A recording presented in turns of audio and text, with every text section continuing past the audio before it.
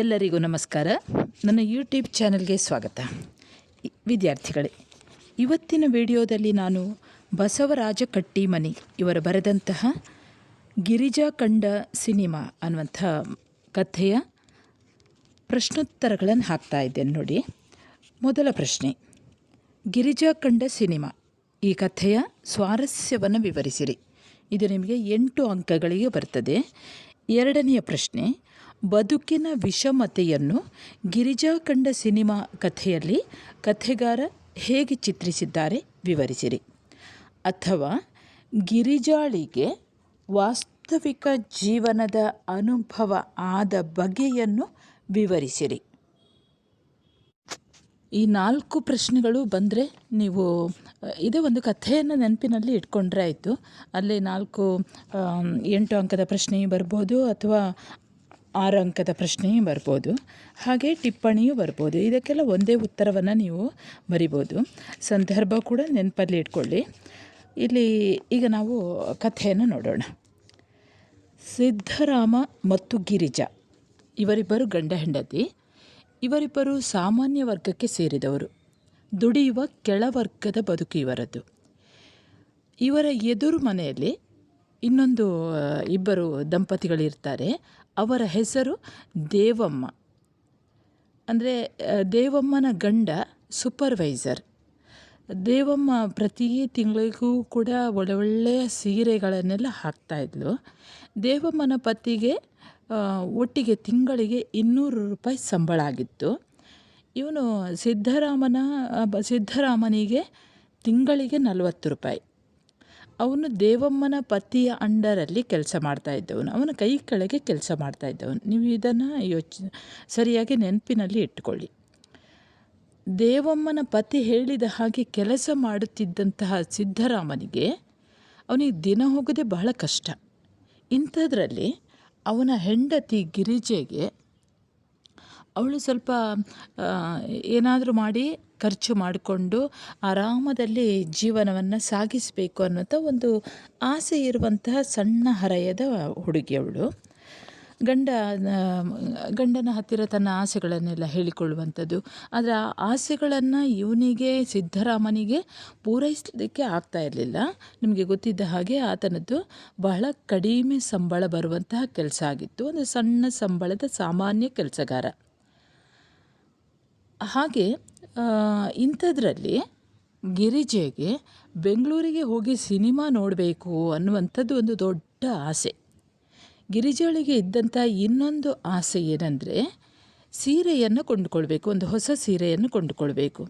ಯಾಕಂದರೆ ಎದುರು ಮನೆಯಲ್ಲಿ ಇರುವಂತಹ ಆ ದೇವಮ್ಮನ ಸಂಸಾರವನ್ನು ನೋಡಿ ಅವಳ ಹಾಗೆ ತಾನೂ ಕೂಡ ಇರಬೇಕು, ತನಗೂ ಕೂಡ ಒಂದು ಹೊಸ ಸೀರೆಯನ್ನು ಗಂಡ ತಂದು ಕೊಡಬೇಕು ಅನ್ನುವಂಥದ್ದು.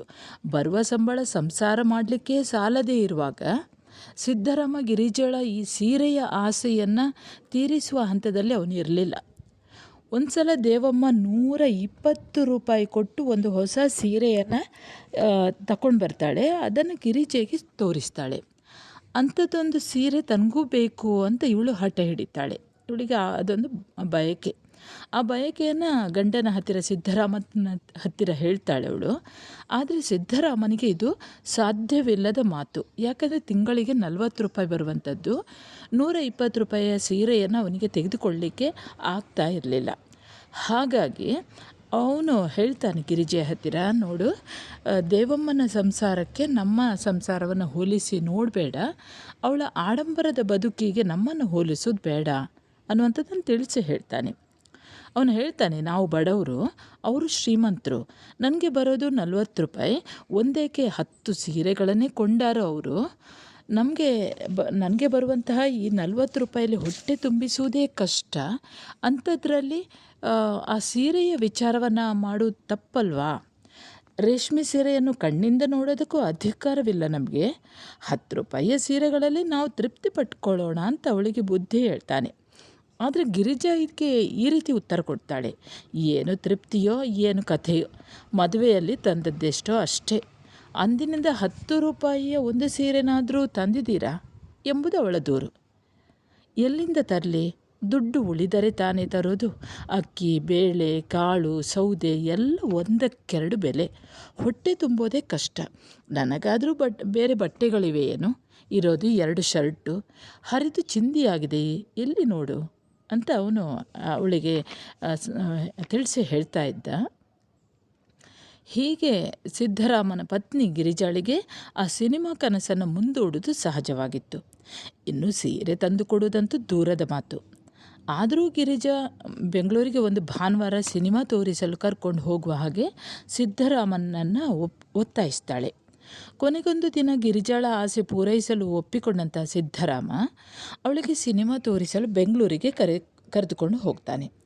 ಆಗ ಅವರಿಬ್ಬರಿಗೆ ಎದುರು ಮನೆಯ ದೇವಮ್ಮ ಮತ್ತು ಅವಳ ಗಂಡ ಭೇಟಿಯಾಗ್ತಾರೆ. ದೇವಮ್ಮನದು ಬಹಳಷ್ಟು ಸ್ಥಿತಿವಂತರ ಬದುಕು. ಭಾರೀ ಬೆಲೆಯ ರೇಷ್ಮೆ ಸೀರೆ ರವಿಕೆ ತೊಟ್ಟು, ಕಿವಿಗಳಲ್ಲಿ ಕೆಂಪಿನ ಲೋಲಾಕು ಇಟ್ಟು, ಕತ್ತಿನಲ್ಲಿ ಚಿನ್ನದ ಹಾರ ಹಾಕಿ, ಕೈಗಳಿಗೆ ಚಿನ್ನದ ಬಳೆಯನ್ನು ತೊಟ್ಟು ಬಂದಿದ್ಲು ದೇವಮ್ಮ.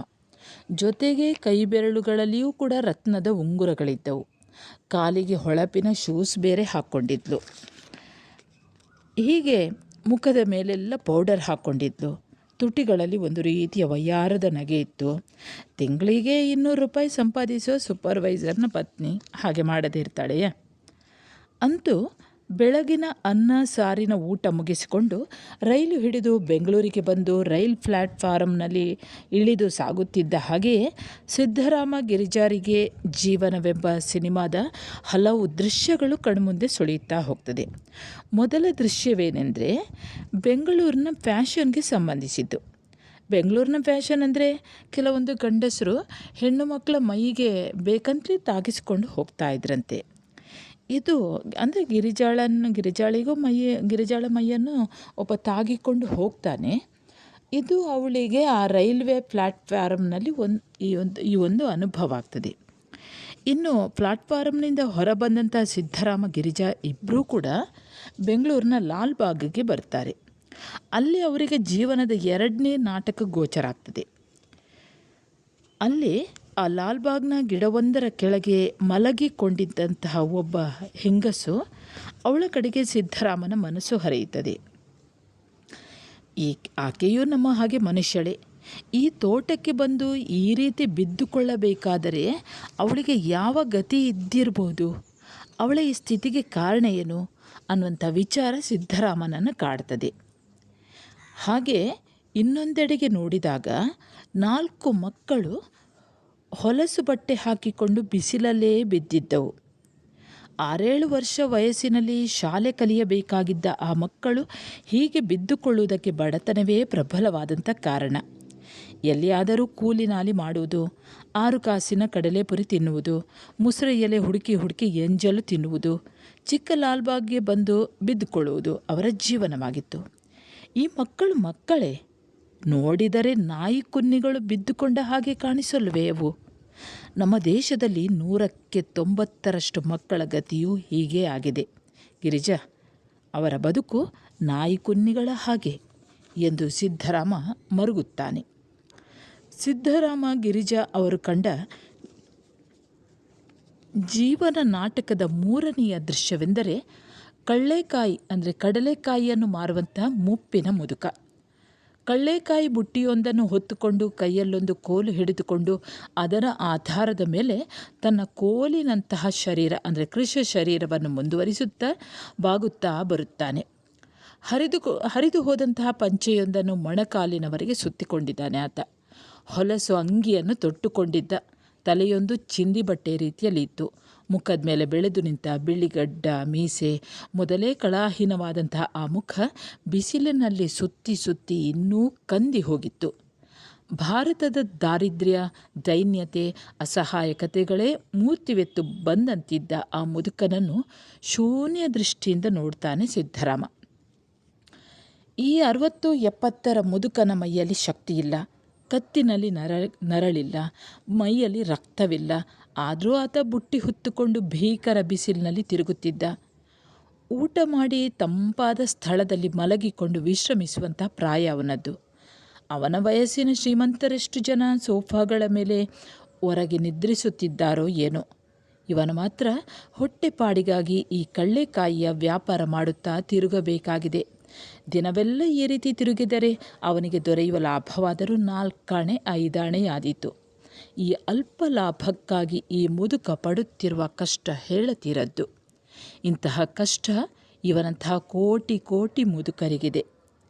ಇಂದಿನ ಹಿಂದೂಸ್ಥಾನದಲ್ಲಿ ಅಂದರೆ ಭಾರತದಲ್ಲಿ ಇದೇ ನಿಜವಾದ ಸಿನಿಮಾ. ಥಿಯೇಟರ್ನಲ್ಲಿ ಈ ನಿಜ ದೃಶ್ಯವನ್ನು ತೋರಿಸುವುದಿಲ್ಲ.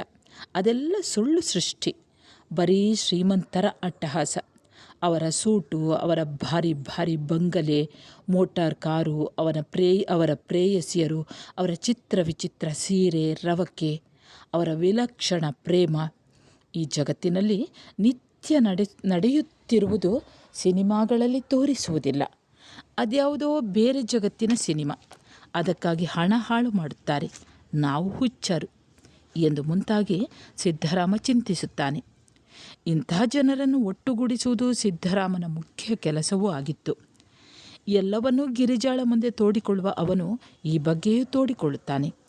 ಇಂತಹ ಬಡತನ, ದೈನ್ಯತೆ, ಅಸಹಾಯಕತೆಯನ್ನು ಹೋಗಲಾಡಿಸಲು ಆತ ದುಡಿಯುತ್ತಿದ್ದ. ಈ ದೇಶದ ಬಡವರ ದುಃಖ ನಿವಾರಣೆಗಾಗಿ ದುಡಿಯಬೇಕು ಎನ್ನುವುದು ಅವನ ಆಲೋಚನೆಯಾಗಿತ್ತು. ಭಾನುವಾರ ಬರುತ್ತಲೇ ಅದೇ ಕೆಲಸದಲ್ಲಿ ಅವನು ತೊಡಗುತ್ತಿದ್ದ. ಕಾಡುಗೂಡಿನಲ್ಲಿರುವಂಥ ಇಂತಹ ಬಡ ಕೂಲಿಗಾರರ ಸಂಘಟನೆ ಮಾಡುವುದು ಸಿದ್ದರಾಮನ ಮುಖ್ಯ ಉದ್ದೇಶವಾಗಿತ್ತು. ಸಿದ್ದರಾಮ ಗಿರಿಜಾರಿಬ್ಬರು ಜೀವನ ನಾಟಕದ ಎಲ್ಲ ದೃಶ್ಯಗಳನ್ನು ನೋಡಿ ಮುಗಿಸಿದ ಬಳಿಕ ಥಿಯೇಟರ್ಗೆ ಬರುತ್ತಾರೆ.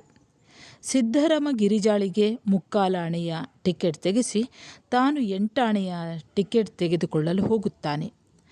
ಆದರೆ 8 ಆಣೆಯ ಟಿಕೆಟ್ ಮುಗಿದು ರೂಪಾಯಿ 4 ಆಣೆಯ ಟಿಕೆಟ್ ಮಾತ್ರ ಉಳಿದಿದ್ದವು. ಸಿದ್ದರಾಮ ರೂಪಾಯಿ 4 ಆಣೆಯ ಟಿಕೆಟ್ ಕೊಳ್ಳಲು ಸಿದ್ಧನಿರಲಿಲ್ಲ. ರೂಪಾಯಿ 4 ಆಣೆ ಕೊಟ್ಟು ಟಿಕೆಟ್ ಕೊಂಡರೆ ಮರಳಿ ಊರಿಗೆ ಹೋಗಲು ಹಣವಿರಲಿಲ್ಲ. ಗಿರಿಜಾ ಸೂಚಿಸಿದಂತೆ ಮೆಜೆಸ್ಟಿಕ್, ಸಾಗರ, ಪ್ರಭಾತ್, ಸ್ಟೇಟ್ಸ್ ಎಲ್ಲ ಸುತ್ತಿ ಮುಗಿಸಿದ್ದಾಯಿತು. ಎಲ್ಲೂ ಟಿಕೆಟ್ ಸಿಗುವುದಿಲ್ಲ. ಎಲ್ಲೆಲ್ಲೂ ಹೌಸ್ಫುಲ್. ಟಿಕೆಟ್ ಸಿಕ್ಕ ಗಿರಿಜಾಳನ್ನು ಸಿನಿಮಾ ನೋಡಲು ಕಳಿಸಿ ತಾನು ಹೊರಗೆ ಉಳಿಯುತ್ತೇನೆ ಎಂದು ಸಿದ್ದರಾಮ ಗಿರಿಜಾಳಿಗೆ ಹೇಳುತ್ತಾನೆ. ಆದರೆ ಗಿರಿಜಾ ಆತನನ್ನು ಬಿಟ್ಟು ತಾನೊಬ್ಬಳೇ ಸಿನಿಮಾ ನೋಡಲು ಒಪ್ಪುವುದಿಲ್ಲ. ಹಾಗಾದರೆ ತಿರುಗಿ ಊರಿಗೆ ಹೋಗುವುದೇ ಗತಿ ಎಂದು ನಿರ್ಧರಿಸಿದ ಸಿದ್ದರಾಮ ಗಿರಿಜಾಳೊಂದಿಗೆ ರೈಲ್ವೆ ನಿಲ್ದಾಣಕ್ಕೆ ಟಿಕೆಟ್ ತೆಗೆಸಲು ಮುಂದಾಗುತ್ತಾನೆ. ಆದರೆ ಜೇಬಿನಲ್ಲಿ ಹಣವೇ ಇಲ್ಲ. ಇದ್ದಕ್ಕಿದ್ದಂತೆ ಹಿಂದೆ 4 ಜನ ಕಳ್ಳರ ಜೊತೆ ಹೊಡೆದಾಟಕ್ಕೆ ಇಳಿದದ್ದು ನೆನಪಾಗಿ ಆ ಹೊಡೆದಾಟದ ಗದ್ದಲದಲ್ಲಿ ಹಣವೆಲ್ಲ ಕಳ್ಳತನವಾಗಿ ಹೋದದ್ದು ಮಾತ್ರ ತಿಳಿಯುತ್ತದೆ. ಸಿನಿಮಾ ನೋಡಬೇಕು ಎಂಬ ಆಸೆಯಿಂದ ಬೆಂಗಳೂರಿಗೆ ಬಂದಿದ್ದ ಸಿದ್ದರಾಮ ಗಿರಿಜಾರ ಆ ಆಸೆ ಈಡೇರದೇ ಹೋದದ್ದಲ್ಲದೆ ಅದೊಂದು ದಿನ ಆ ಬೆಂಗಳೂರಿನ ಅನಾಥರ ಧರ್ಮಛತ್ರದಲ್ಲಿ ಮಲಗಿ ಮರುದಿನ 15 ಮೈಲು ನಡೆದುಕೊಂಡೇ ಊರು ಸೇರಬೇಕಾಯಿತು. ಸಿದ್ದರಾಮ ಗಿರಿಜಾರು ಹೆಜ್ಜೆ ಹಾಕುತ್ತಿದ್ದದ್ದು ಕೇವಲ ಊರತ್ತ ಮಾತ್ರವಲ್ಲ, ನಿಜ ಜೀವನದತ್ತಲೂ ಕೂಡ ಎಂದು ಬಸವರಾಜ ಕಟ್ಟಿಮನಿ ಇವರು ಹೇಳ್ತಾರೆ. ಹಾಗೆ ವಿದ್ಯಾರ್ಥಿಗಳೇ, ಇನ್ನೊಂದು 5 ಅಂಕದ ಪ್ರಶ್ನೋತ್ತರ ಇದೆ ನೋಡಿ. ಇದು ಕೂಡ ಹಾಗೆ, ಗಿರಿಜಾ ಕಂಡ ಸಿನಿಮಾ ಕಥೆಯ ಆಶಯವೇನು ವಿವರಿಸಿರಿ ಅನ್ನುವಂಥದ್ದು. ಇದನ್ನು ಕೂಡ ಇದೇ ಕಥೆಯನ್ನು ಸ್ವಲ್ಪ ಸಂಕ್ಷಿಪ್ತವಾಗಿ ಬರ್ಕೊಂಡ್ಬಿಡಿ. ಇನ್ನೊಂದು ಸಂದರ್ಭ ನೋಡಿ. ಒಂದು ಒಳ್ಳೆ ಸೀರೆ ಉಡೋ ಭಾಗ್ಯವೂ ನನಗಿಲ್ಲ, ಒಂದು ಸಿನಿಮಾ ನೋಡುವ ಭಾಗ್ಯವೂ ಇಲ್ಲ. ಈ ಮೇಲಿನ ಸಾಲನ್ನು ಬಸವರಾಜ ಕಟ್ಟಿಮನಿಯವರ ಗಿರಿಜಾ ಕಂಡ ಸಿನಿಮಾ ಕಥೆಯಿಂದ ಆಯ್ದುಕೊಂಡಿರುವಂಥದ್ದು. ಇದನ್ನು ಯಾರು ಹೇಳುವಂಥದ್ದು? ಇದು ಗಿರಿಜಾ ಹೇಳ್ತಾಳೆ. ಇದನ್ನು ಮತ್ತೆ ವಿವರಿಸಿ ಬರೆಯಿರಿ. ವಿವರಿಸುವಂಥದ್ದು ನಿಮಗೆ ಗೊತ್ತಿದೆ. ಪಕ್ಕದ ಮನೆಯ ದೇವಮ್ಮ 120 ರೂಪಾಯಿಯನ್ನು ಕೊಟ್ಟು ನಯವಾದ ರೇಷ್ಮೆಯ ಸೀರೆಯೊಂದನ್ನು ತೆಗೆದುಕೊಳ್ತಾಳೆ. ಅದನ್ನು ನೋಡಿದಂತಹ ಗಿರಿಜಾ ಅಂತಹ ಸೀರೆಯನ್ನು ತಂದುಕೊಡುವ ಹಾಗೆ ಸಿದ್ದರಾಮನಿಗೆ, ತನ್ನ ಗಂಡನಿಗೆ ಹೇಳ್ತಾಳೆ. ಆದರೆ ತಿಂಗಳಿಗೆ 40 ರೂಪಾಯಿ ಸಂಬಳದ ಸಿದ್ದರಾಮನಿಗೆ ಅಷ್ಟೊಂದು ಬೆಲೆಯ ಸೀರೆ ತಂದುಕೊಡಲು ಸಾಧ್ಯವೇ ಇರಲಿಲ್ಲ. 40 ರೂಪಾಯಿಯಲ್ಲಿ ಹೊಟ್ಟೆ ತುಂಬಿಸಿಕೊಳ್ಳುವುದೇ ಕಷ್ಟವಾಗಿರುವಾಗ ದುಡ್ಡು ಉಳಿಯುತ್ತಲೇ ಇರಲಿಲ್ಲ. ತನ್ನ ಇದ್ದ 2 ಶರ್ಟು ಕೂಡ ಹರಿದಿರುವುದನ್ನು ಗಿರಿಜಾಳಿಗೆ ತಿಳಿಸುವಂಥ ಸಂದರ್ಭದಲ್ಲಿ ಗಿರಿಜಾ ಈ ರೀತಿ ಹೇಳ್ತಾಳೆ. ಎರಡನೆಯ ಪ್ರಶ್ನೆ, ಈ ಮಕ್ಕಳು ಮಕ್ಕಳೇ, ನೋಡಿದರೆ ನಾಯಿಯ ಕುನ್ನಿಗಳು ಬಿದ್ದುಕೊಂಡ ಹಾಗೆ ಕಾಣಿಸಲ್ಲವೇ ಅವು? ಇದನ್ನು ಗಿರಿಜಾ ಹೇಳುವಂಥದ್ದು. ಇನ್ನು ಟಿಪ್ಪಣಿ, ಗಿರಿಜಾ ಕಂಡ ಸಿನಿಮಾ. ಇದು ಕೂಡ 4 ಅಂಕಗಳಿಗೆ ಬರುವಂಥದ್ದು. ವಿದ್ಯಾರ್ಥಿಗಳೇ, ಇಲ್ಲಿಗೆ ಬಸವರಾಜ ಕಟ್ಟಿಮನಿ ಇವರು ಬರೆದಂತಹ ಗಿರಿಜಾ ಕಂಡ ಸಿನಿಮಾ ಅನ್ನುವಂತಹ ಕಥೆಯ ಪ್ರಶ್ನೋತ್ತರಗಳು ಮುಕ್ತಾಯವಾಗ್ತದೆ. ವಿದ್ಯಾರ್ಥಿಗಳೇ, ನೀವು ನನ್ನ ಚಾನೆಲ್ಗೆ ಹೊಸಬರಾಗಿದ್ದಲ್ಲಿ ಮೊದಲು ಸಬ್ಸ್ಕ್ರೈಬ್ ಮಾಡುವುದನ್ನು ಮರೆಯದಿರಿ. ಹಾಗೆ ಒಂದು ಲೈಕ್ ಮಾಡಿ, ಕಮೆಂಟ್ ಕೊಡಿ. ಹಾಗೆ ನಿಮ್ಮ ಸ್ನೇಹಿತರಿಗೂ ಕೂಡ ಶೇರ್ ಮಾಡಿ. ಮುಂದೆ ಇನ್ನೊಂದು ಹೊಸ ಪಾಠದೊಂದಿಗೆ ಮತ್ತೆ ಬರುತ್ತೇನೆ. ಅಲ್ಲಿಯವರೆಗೆ ನಮಸ್ಕಾರ.